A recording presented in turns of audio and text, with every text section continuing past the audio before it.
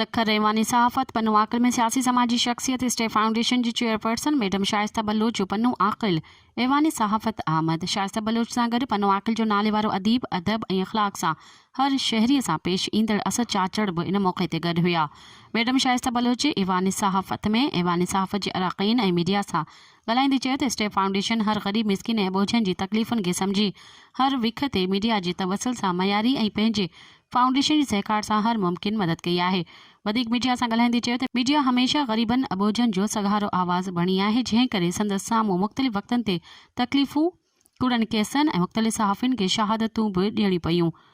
शहीद सहाफ़ी जॉन मोहम्मद मेहर जे हवाले सां चयो त 90 ॾींहंनि खां मथे ॾींहं गुज़री वञण बावजूद बि हिन महिल ताईं कातिल गिरफ़्तार न थी सघिया आहिनि, जेको इंतिज़ामिया जी रिट खे चैलेंज करे थो ऐं 20 तारीख़ ते थींदड़ वज़ीर आला हाउस कराची में लॻंदड़ धरणे जी मुकमल तौर ते हिमायत कयां थी। पंहिंजे स्टेप जे तमामु मेंबरान कारकुनान खे बि हिदायत कयां थी त कराची धरणे वारे हंधि पहुचनि